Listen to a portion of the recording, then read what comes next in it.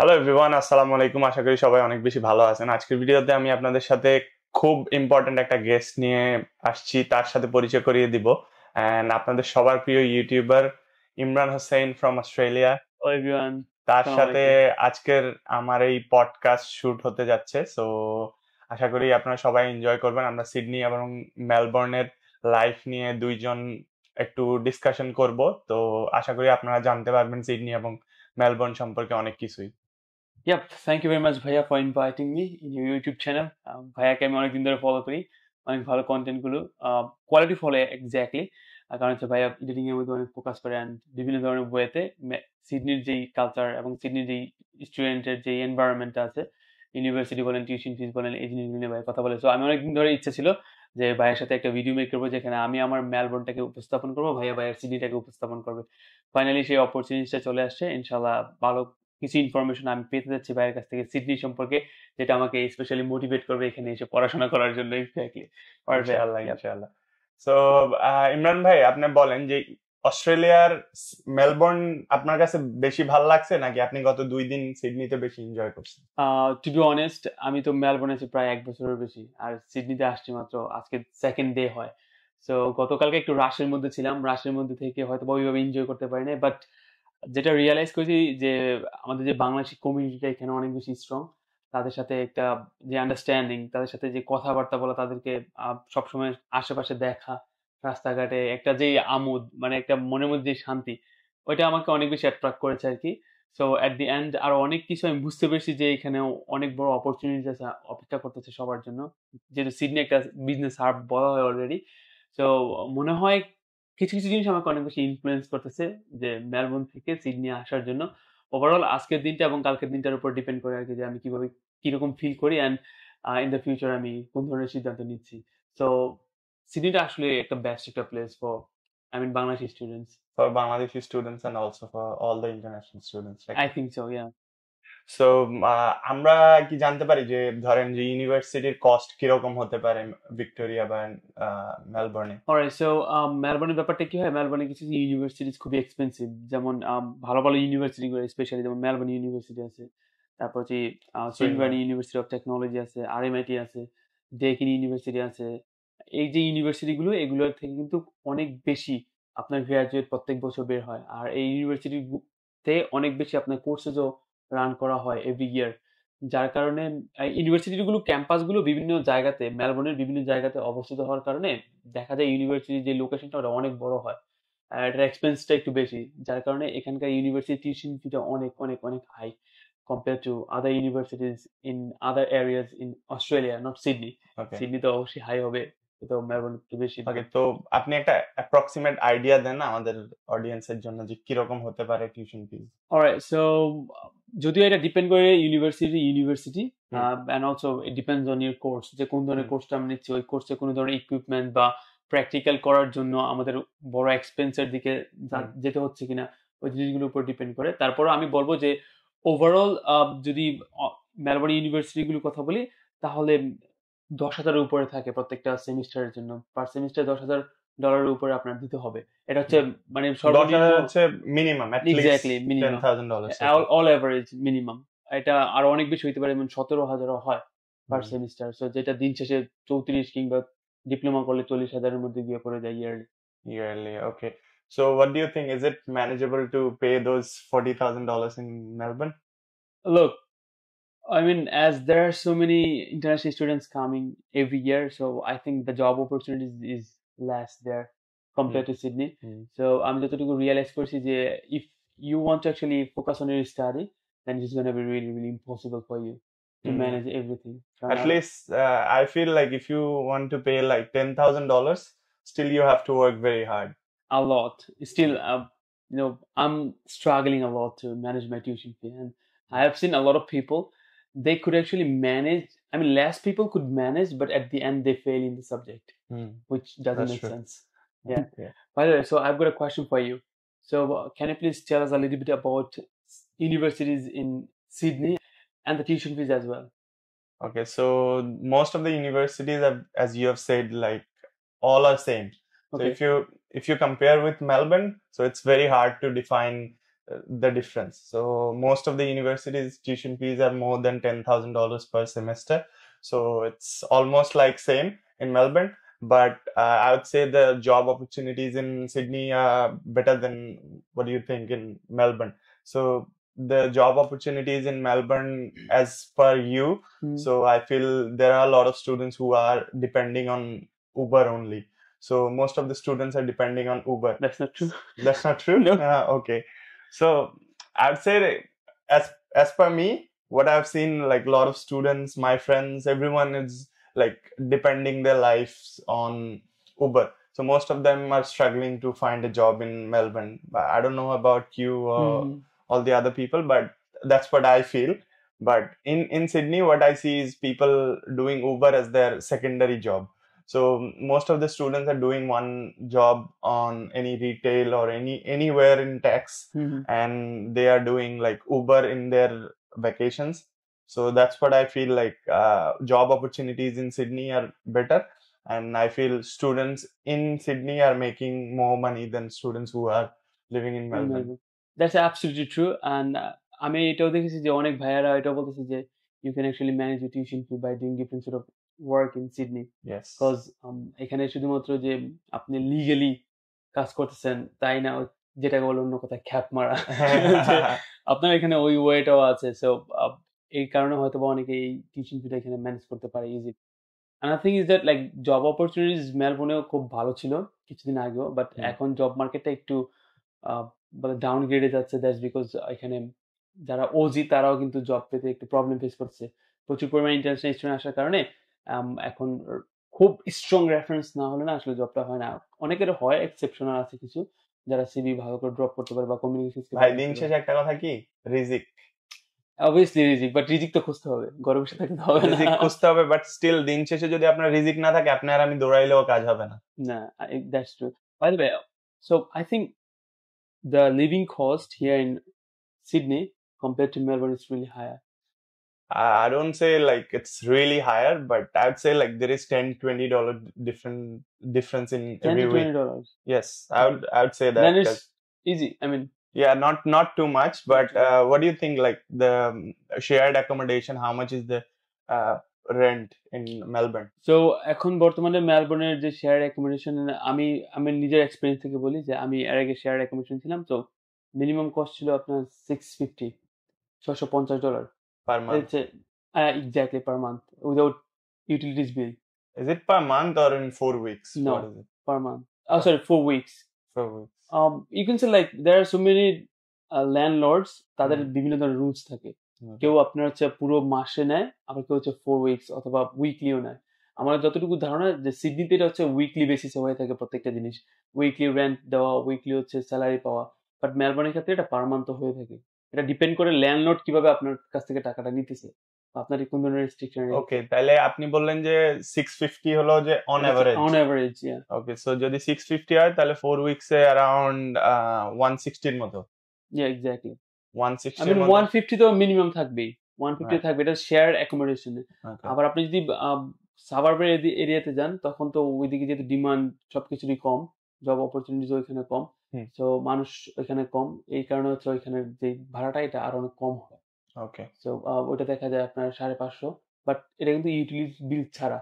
দিন শেষে আপনি যদি ইউটিলিটিস বিল বা আদার্স বিল গুলো ইনক্লুড করেন আরো 10 টাকা করে বেড়ে যাবে, অনেকই বেশি বেড়ে যায়। ধরুন 700-র মতো চলে যায় সবার অল এভারেজ। দেখা যায় কারো বছর 650 হয়ে যায় সাবারের দিকে, 700 হয়ে যায় আপনার হচ্ছে নর্মালি সিটির কাছাকাছি দিকে, অনেকে আবার 850 ইভেন 1000 দিয়ে অনেকে থাকতে হয় যদি সিঙ্গেল রুমের কথাবার্তা চিন্তা করে আর কি। But yeah, it's really expensive Melbourne as well. Okay, so এবার আমি যদি বলি যে সিডনির ব্যাপারে আপনি যেটা বললেন, আমার কাছে এখন কম্পারেটিভলি মনে হচ্ছে যে সিডনিতে শেয়ার্ড অ্যাকোমোডেশন আর চিপ। হ্যাঁ, আমি আপনার কাছে কিছু শোনার পর আমি ভাবলাম হোয়াট, মানে how it can be possible here in Sydney, because আমি যতটুকু শুনে আসছি সিডনি হচ্ছে একটা মানে মোস্ট এক্সপেন্সিভ জায়গা বলা যায় অস্ট্রেলিয়ার মধ্যে। আর এই এক্সপেন্সিভ জায়গার মধ্যে শুধুমাত্র অ্যাকোমোডেশন না, প্রত্যেকটা জিনিস অনেক এক্সপেন্সিভ হওয়ার কথা। বাট আপনার কাছে যা শুনতেছি আমি জানি না either it's true or I know that you're not going to actually lie with me, but it's really surprising to know that সিডনির যে অ্যাকোমোডেশনটা এত কম। সিডনির অ্যাকোমোডেশনটা আমার কাছে আরেকটা জিনিস মনে হয় যে সিডনিতে ধরেন আপনার অনেক এরকম প্লেস আছে ধরেন যেগুলা আপনার অনেক চিপে পাওয়া যায়, আবার ধরেন কিছু প্লেস আছে ওইখানে আপনার শেয়ার্ড অ্যাকোমোডেশন থাকতেছে উইকলি 170 180, ঠিক আছে, এরকম করেও থাকতেছে। সো ডিপেন্ড করে আপনি কোন জায়গায় থাকতেছেন। আপনি ধরেন যে সিটির কথা বলতেছেন, আপনাদের সিটিতে থাকতে গেলে উইকলি 165 করে লাগে, ঠিক আছে। এখন আপনি যদি সিডনি সিটিতে থাকতে যান তাহলে, কারণ সিডনিতে মোস্ট অফ দ্য স্টুডেন্টস ওরা সবাই সাবারবে থাকে, মোস্টলি ধরেন কেউ থাকে হলো ল্যাকেম্বা এরিয়াতে, কেউ থাকে ক্যাম্বেল টাউন এরিয়াতে, কেউ থাকে হার্শভিল এরিয়াতে। ধরেন কিছু কিছু এরিয়া আছে স্পেসিফিক যেখানে বাঙালিরা অনেক বেশি থাকে। সো ধরেন আপনার ওই এরিয়াগুলো যদি আমি কম্পেয়ার করি, আপনার ল্যাকেম্বা এরিয়াটা আননেসেসারিলি এক্সপেন্সিভ, আননেসেসারিলি, ঠিক আছে, কোনো কারণ ছাড়াই ওটা এক্সপেন্সিভ। এখন আপনি যদি চিন্তা করেন যে ইঙ্গেলবার্ন, ক্যাম্বেল টাউন, ম্যাকার্থার এই সাইডটা, এখানেও বর্তমান সময়ে অনেক বাঙালিরা থাকতেছে। এখানে আপনি যদি রেন্ট কম্পারেটিভলি চিন্তা করেন ওই জায়গার থেকে অ্যাটলিস্ট আপনি $10-20 ডিফারেন্স আছে। বাট এখানে একটু যদি আপনি চিন্তা করেন একটু রিজিওনাল বলতে পারেন, প্লাস এখানে ধরেন যে আপনি যদি সিটি অ্যাক্সেস করতে যান একটু ধরেন অন্যান্য জায়গা থেকে 5-10 মিনিট বেশি লাগবে, but still I feel like worth it living in here. Okay, কারণ আমি কখনো মেলবোর্ন থাকি নাই। এটা না, কারণ আমি ওয়ার্থ ইট মনে করি কারণ হচ্ছে যে সবকিছু মিলিয়ে। হ্যাঁ, যদি সিডনিতে বলা যায় অন্যান্য আদার্স প্লেস থেকে এখানে একটু কমফোর্টেবলি লিভ করা যাচ্ছে কি, টাকা পয়সা, অ্যাফোর্ডেবিলিটি সবকিছু মিলিয়ে এখানে আপনি ওয়ার্থ ইট মনে করতেছেন। হ্যাঁ, আর আপনি যদি ধরেন যে সিঙ্গেল থাকি এখানে, সিঙ্গেল ধরেন যে at least $200 per week, at least $800 per month, not month, in 4 weeks। So আপনার বাকি 2-3 দিনের টাকা কে দিবে, বুঝলেন? তো এরকমই ধরেন $800 মতো আপনার কস্ট গেল। আর ধরেন যে আপনি যদি চিন্তা করেন আপনার আরো আদার্স অনেক খরচ আছে, আমরা ট্রান্সপোর্টেশন নিয়ে কথা বলি, এখানে সিডনিতে আপনার ট্রান্সপোর্টেশনে পার উইক আপনার ধরেন যে $50 হলো ম্যাক্সিমাম যাবে, মিনিমাম আপনার যতটা এক্সপেন্স করতে পারেন। আপনি যদি একবারে $50 খরচ করে ফেলেন আপনার এরপর থেকে কোনো খরচ হবে না। মেলবোর্নের ক্ষেত্রে ট্রান্সপোর্টেশনের সিস্টেমটা কি? লাইক আপনি তো বলছেন যে এখানে আপনার পার উইক $50 বেশি কাটবে না, ইট মিনস আপনি যদি একদিনও $50 খরচ করে ফেলেন বাকি 6 দিন বলতে গেলে ফ্রি। বাট মেলবোর্নের ক্ষেত্রে ইটস নট লাইক দ্যাট। মেলবোর্নের ক্ষেত্রে কি হয়, প্রত্যেকদিন $11, মনে হয় এখন $11। সো $11 কাটবে। এবার আপনি প্রত্যেকদিন যেখানে ঘোরাঘুরি করেন একটা জোন আছে, জোন 1 এন্ড জোন 2, জোন 2 তে গেলে আবার অন্যরকম একটা এক্সপেন্স কাটবে আর কি। আপনি আজকে সারাদিন $11 কাটলো, আবার কালকে আপনি যান সারাদিন $11 কাটবে, তারপর দিন সারাদিন $11। যদি আমরা 11কে আপনার যদি 7 দিয়ে গুণ দিই তাহলে $77 পার উইক যাচ্ছে আমাদের। ধরেন $11 যাবে নাকি এর কমও যায়? এর কম বলতে আপনি যদি একবার টাচ অন করেন, যদি অনেকটা একটা ডিস্টেন্স আছে, যদি অল্প ডিস্টেন্সে যান তাহলে 3 পয়েন্ট সামথিং যায়, 3 পয়েন্ট মোস্ট প্রবাবলি 50। বাট আপনি যদি একটু বেশি ডিস্টেন্স অতিবাহিত করেন বা একটা সময় আছে 2 ঘন্টার মতো থাকলে তখন দেখা যায় 550 করে যায়। তো 550 গেলে এটা হচ্ছে একবার টাচ অন টাচ অফে। আবার যদি আপনি আবার ওঠেন তারপরে আবার সেম অ্যামাউন্টটা কাটবে, তারপর থেকে আর কোনো অ্যামাউন্ট কাটবে না, একটু ওই দিনের জন্য। সো এটা বলা যায় একদিনে সর্বোচ্চ হচ্ছে আপনার $11। তো এটা হচ্ছে মিনিমাম। আর এটাকে যদি আমরা ওই আপনাদের যে কথা যে আপনার 7 দিয়ে যদি গুণ দিই তাহলে তো $77 চলে আসে। তার মানে পার উইক আমাদের $77 কাটতেছে যদি আমরা রেগুলার ভ্রমণ করি আর কি। আচ্ছা, পার উইক $77। $7। সো এই ক্ষেত্রেও কম্পেয়ার করলে আমার কাছে মনে হচ্ছে যে মেলবোর্ন থেকে সিডনি চিপ হয়ে যাচ্ছে। এক্স্যাক্টলি, আমি তো এটা অবাক হয়েছি যে দেখা যায় অনেক সময় আমাদের বিভিন্ন কারণে অনেকবার যাতায়াত করা লাগতে পারে। তো এই ক্ষেত্রে হচ্ছে আমরা একটা নির্দিষ্ট অ্যামাউন্ট মাথায় রাখতে পারি যে এর বেশি কাটবে না এখানে $50, which is really cheap, I think, যদি ওইভাবে চিন্তা ভাবনা করি আর কি। So another thing is that আমি এখানে দেখলাম অনেক বাংলাদেশি এবং মানে মাল্টিকালচার বলা যেতে পারে, যে আমি লাকাম্বাতে যখন গেলাম ইন্ডিয়ান, বাংলাদেশি, লেবানিজ এই মানুষগুলো। সো এখানকার মানুষগুলোর আসলে যে লাইফস্টাইল সেটা কেমন। আর পাশাপাশি হচ্ছে মেলবোর্নে কি হয় যে মসজিদের যদি কথা বলি, ইসলামিক কালচারটার যদি কথা বলি তাহলে ছড়িয়ে ছিটিয়ে আছে আর কি। এখানে একটা আছে, আবার অনেক দূরে আরেকটা, আবার আর অনেক দূরে আরেকটা, যেখানে আছে এখানে কয়েকটাই আছে, বাট যেখানে নাই সেখানে একদমই নাই। যেমন ব্রাইটনের দিকে নাই, তো নর্থের দিকে ওইদিকে কিন্তু একদম মসজিদ নাই বললেই চলে। তো এখানকার সিডনির কি অবস্থা, এখানে মসজিদ, মানুষ, তাদের লাইফস্টাইলটার কি অবস্থা?